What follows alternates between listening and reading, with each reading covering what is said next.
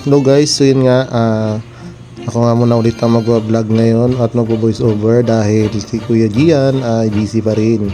So ito nga pala ang kanyang Papa J, Papa Julius. So yun mga guys, so ito nga palang araw na ito ay ordinary naming biyahe pupunta sa may Irawan. Meron kaming pupuntahan na isa naming friend na aking misis. Then guys, since tayo ay nasa may part ng Santa Monica, so yan, medyo malikot lang yung pagkaka-video kasi nga nagmatakbo yung sakyan. Si misis nga pala may hawak niyang camera na yan guys. So yan nga pala si Mutya, ang aming munting car na red. So yan, kami ay papunta niyan sa may Siksikan, boundary ng Siksikan, yung may tulay guys. So yan, yan yung tsura ng Siksikan or nahin ng highway ng Santa Monica to Siksikan mga guys. So yun mga guys, hindi pa nakapunta ng Puerto Princesa. So yun nga pala yung aming highway pa south. So yan mga guys, so ito yung tulay na sinasabi kong boundary. So mga guys, tingnan nyo yung mga sakyan namin dito, yung mga tricycle, di ba? Ang ganda ng mga design at mabilis yan mga guys kung ikumpara mo sa mga tricycle sa ibang lugar. Yan mga guys, kundi yung pagkaka-align ng kanilang mga sasakyan.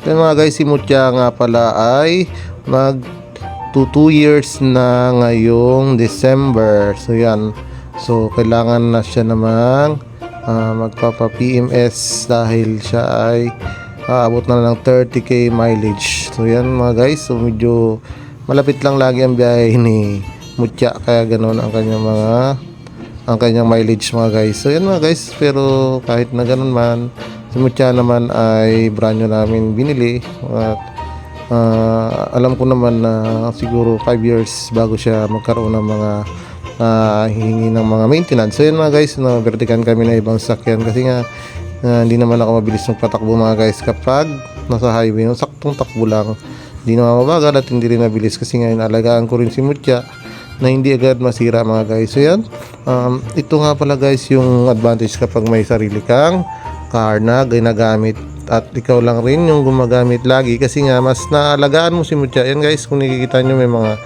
tindahan ng buko sa may gilid ng kalsada or gilid ng highway mga guys. So yan, medyo marami na yan guys kasi nga palapit na yung holiday season or yung Pasko mga guys, or natawag natin year end ng 2024 at papasok na ng 2025. Sana swerte naman tayo mga guys.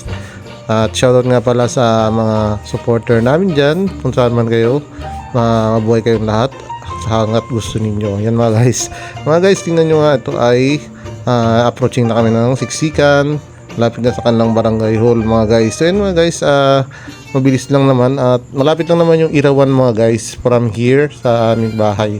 So yung Irawan mga guys, sa mga hindi pa nakakaalam, yun ang diyan yung central terminal ng Puerto Princesa at ng buong Palawan mga guys. Siya nga pala mga guys, si Mutya nga pala ay marami na rin talagang nabiyahe. So tested na rin si Mutya, kahit naggabi nagbabiyahe kami nan, lalong-lalo na kapag may mga emergency na kailangang biyahiin, lalo na sa aming munting negosyo na tracking mga guys, kapag may mga pinupuntahan, check na area. Then the same time, kapag may mga bibilhin na mga paninda sa aming munting tindahan mga guys. Nga pala mga guys, sa mga hindi nakakaalam, marami rin kami naging negosyo, trial and error din. Alam naman natin na kapag nagninegosyo tayo, hindi talaga agad-agad natin nakukuha yung tinatawag nilang line ng business na para sa atin. Nga pala guys, so hanggang dito lang muna para sa ngayon. Bye bye, paalam po.